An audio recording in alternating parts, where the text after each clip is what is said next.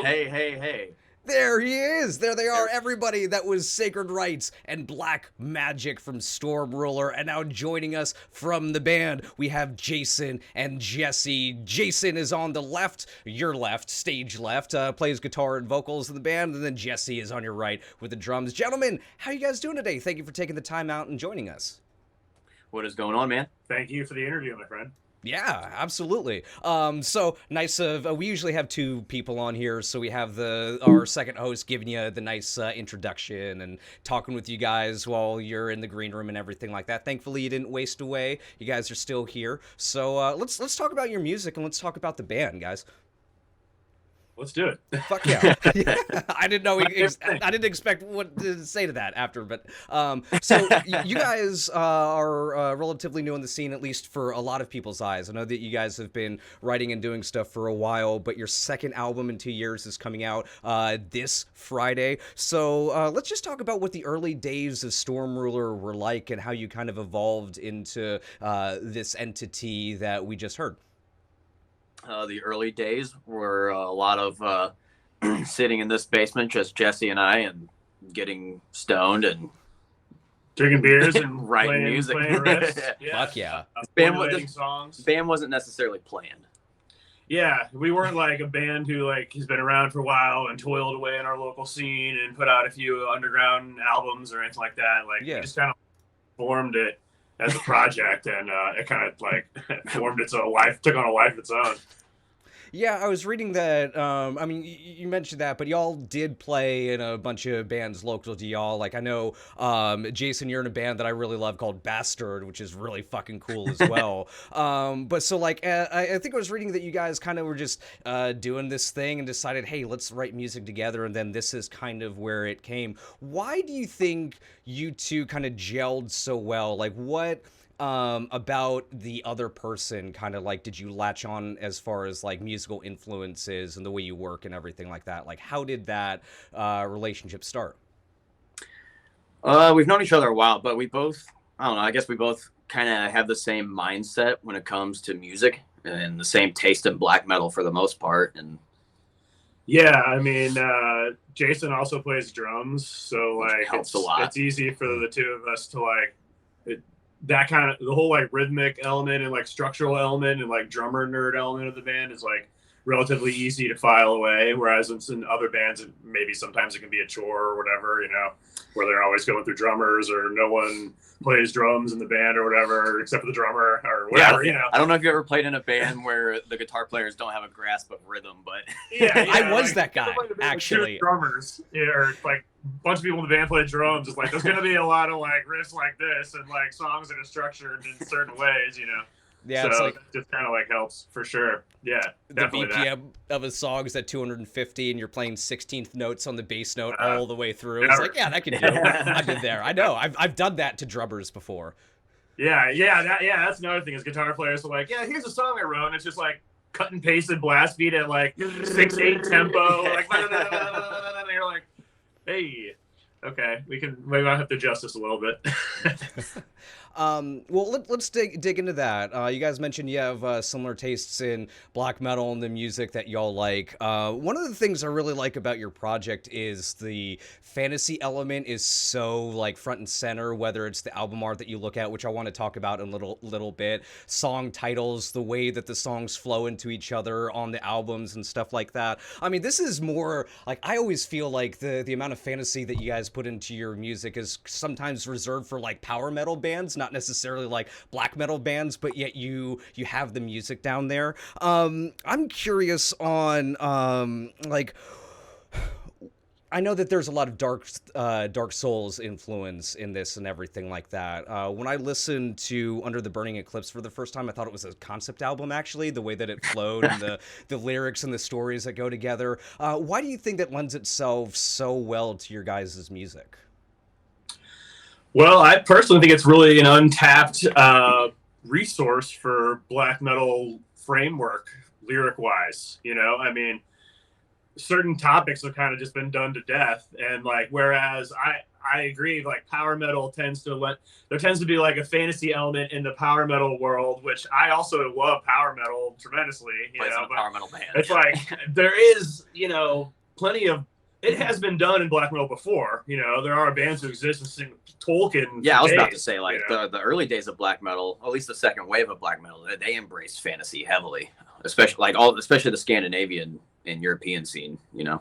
Yeah, so like when I'm playing Dark Souls, I'm like, this is a black metal album that I'm playing in right now. You know, it's like everything about this is black metal as shit. In a way, Dark Souls is like the new Lord of the Rings for black metal. Yeah, so it's like this is something that needs. I think these would make for some great lyrical ideas. You know, it's probably, and it's not the. I mean, other bands have probably done it too. You know, but I mean, just seems like a great idea. It just works.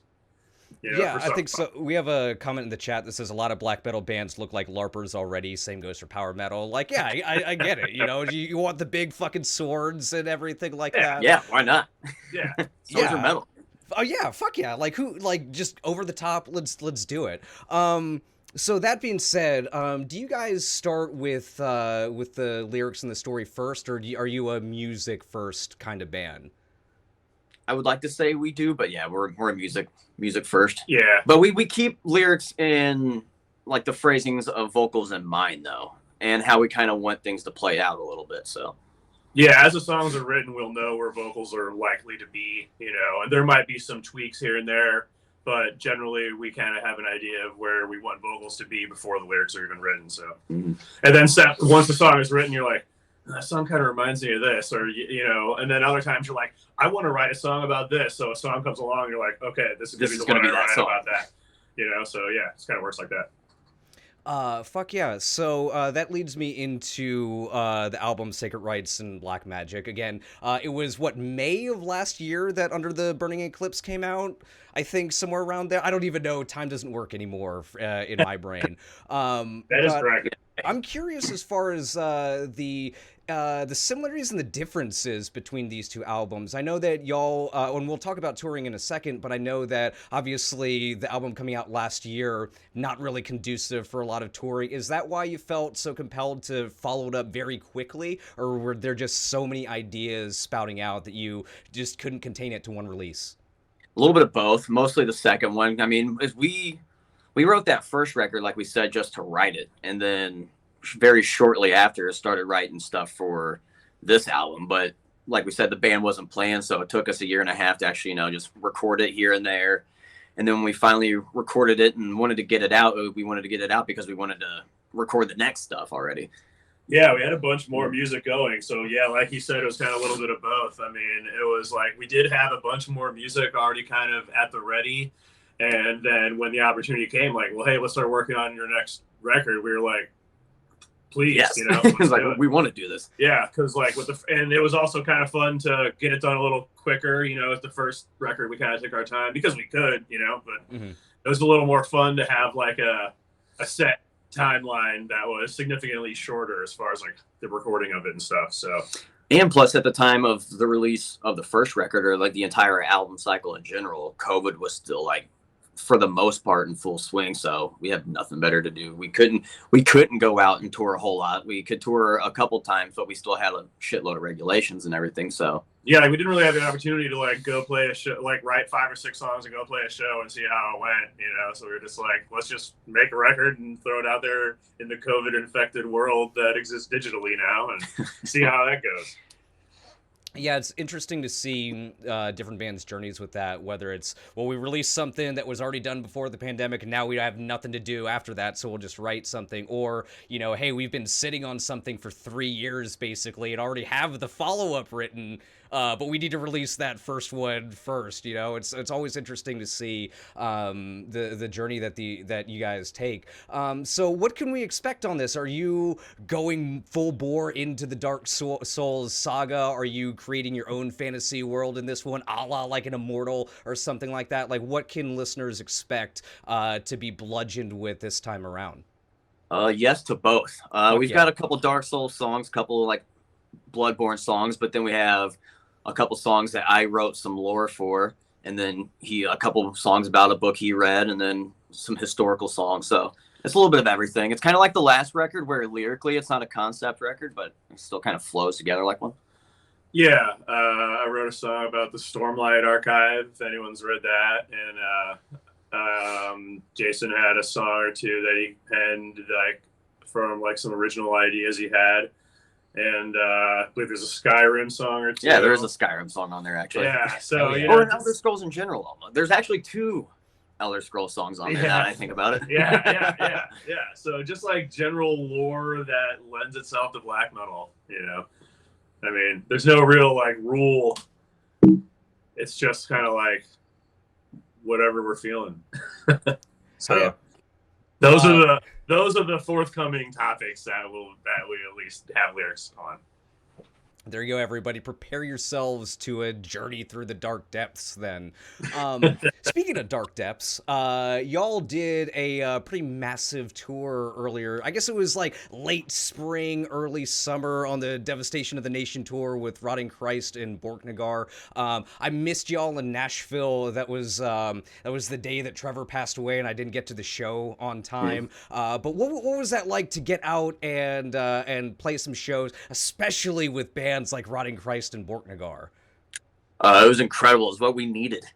Yeah, it was great. Yeah. It was awesome. The whole tour was a success, really. And then, especially, we're both Borknagar, like pretty big Borknagar fans. So being able to go out with those dudes was incredible. Yeah, definitely good hangs with the Bork boys, and we wish we had more merch. I mean, we ended up selling out of lots of stuff like Pretty halfway, early, yeah. 3/4 the way through. So it was there many like good lessons were learned. You know, like we had some van issues that was kind of expected, and we dealt with those. You know, and like leveled up that skill tree a little bit. You know, and yeah, I mean we had all kinds of interesting times and lots of really good hangs.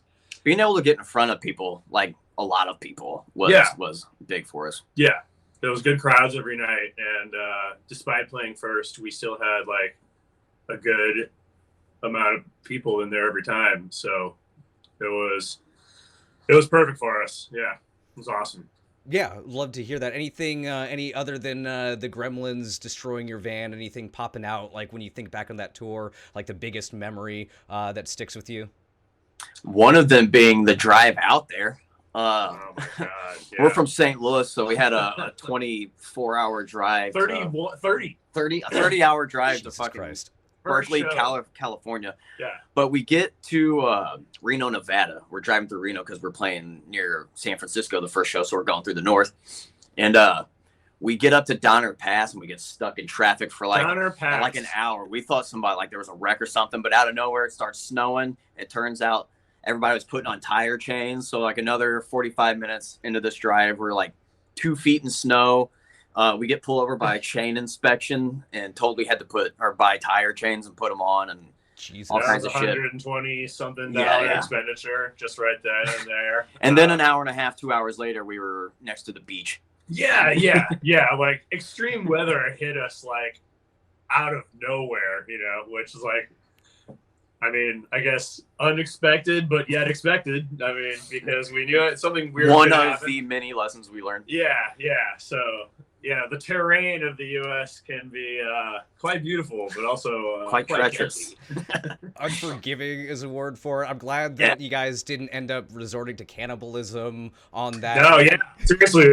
Very close. We kept seeing all these signs like Donner Pass, and we were like, fuck.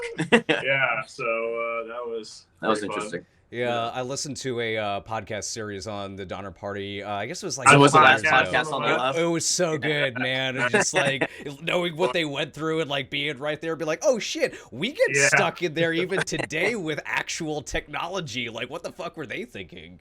Oh no, about an hour into it, our boy Dave was looking pretty tasty. Yeah, exactly. I know. I was starting to like see like instead of the dudes in the band, I seen like chicken legs roasting.